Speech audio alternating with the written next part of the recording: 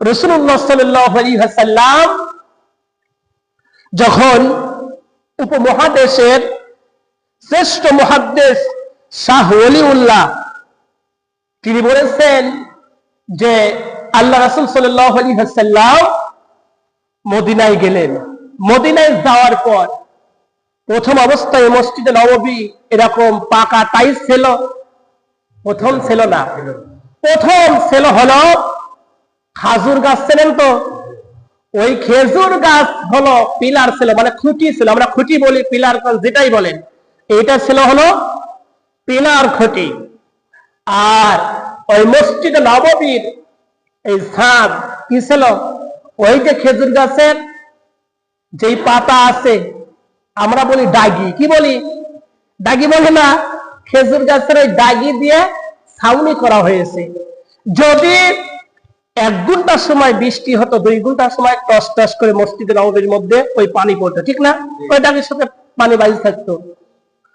ওই মসজিদে নববী যখন উদ্বোধন হয়ে গেলেন, রাসূলুল্লাহ সাল্লাল্লাহু আলাইহি ওয়াসাল্লাম বললেন, সাহাবীদেরকে বললেন যে এখন নামাজের জন্য কিভাবে সাহাবীদেরকে উদ্বুদ্ধ করা যায়, কিভাবে আনা যায়। ওই সময় তো আযান প্রথম অবস্থায় ছিল না, ছিল প্রথম অবস্থায় ছিল না।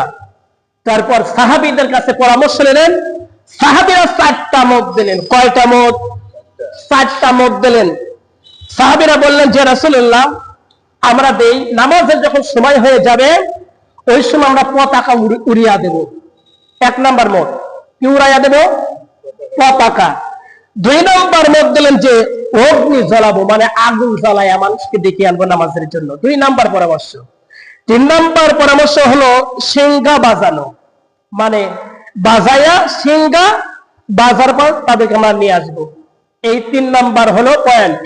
4 নাম্বার পয়েন্ট রাসূলের কাছে পরামর্শ দিচ্ছে, ঢোল ডাল বাজায়া নিয়ে আসবো, নামাজের সময় হয়েছে, তোমরা আসো। আল্লাহ রাসূল বললেন যে না, প্রথমটাই বাদ। পতাকা উড়া দেবে কিনা, মাঠে ঘাটে থাকবে, খেজুর বাগানে কাজ করবে কিনা, আকাশের দিকে তাকা থাকবে, ঠিক আছে? প্রথমটাই পতাকাটা বাদ হয়ে গেল। তারপর 2 নাম্বার হলো আগুন জ্বালানো, অগ্নি জ্বালানো, বলে এটাও বাদ। সিংহা বাজানো, এটা হলো খ্রিস্টানদের স্বভাব। কিসের স্বভাব? খ্রিস্টানদের স্বভাব। এই 2টা 3টাই বাদ গেল। 4 নাম্বার হলো ঢোল বাজানো। আল্লাহ রাসূল বললেন এটা হলো ইহুদিদের স্বভাব। এই 4টাই মত কি হয়ে গেল? 4টা মতে বাদ হয়ে গেল। আল্লাহ পাকের রাসূল সাল্লাল্লাহু আলাইহি ওয়াসাল্লামের কাছে পরের দিন সাহাবী হযরত আব্দুল্লাহ ইবনে যায়েদ রাদিয়াল্লাহু তাআলা আনহু আসি বলতেছেন যে রাসূলুল্লাহ, আমি স্বপ্নের মধ্যে এইটা পেয়েছি। কি পেয়েছে? বলে আমি স্বপ্নের মধ্যে দেখতেছি যে একজন বাঁশি বাজাবে। আমি বললাম যে বাঁশিটা দাও, তুমি বাজাই। বলতেছে না, এর সাথে তোমাকে উত্তম বাক্য তোমাকে শিখাইয়া দেব। উত্তম বাক্য তোমাকে শিখাইয়া দেব। সে উত্তম বাক্য কি? এই আযানের বাক্যটা স্বপ্নের মধ্যে হযরত আব্দুল্লাহ ইবনে যায়েদ রাদিয়াল্লাহু তাআলা তিনি শিখেন। বলেন সুবহানাল্লাহ। শিখার পর রাসূলুল্লাহ সাল্লাল্লাহু আলাইহি ওয়াসাল্লামের কাছে এই কথাগুলো বলতেছেন। রাসূল বলতেছেন ইন্নাহা লারুকিয়া, অবশ্যই হে আব্দুল্লাহ ইবনে যায়েদ, তুমি যে স্বপ্ন দেখতে, সত্য স্বপ্ন দেখতে হবে।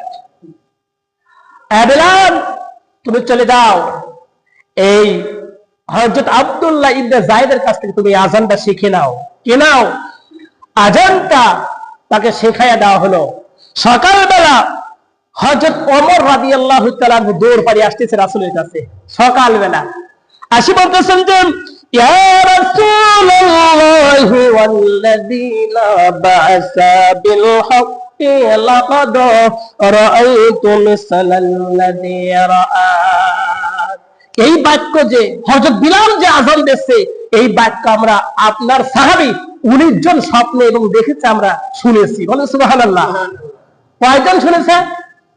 19 জন।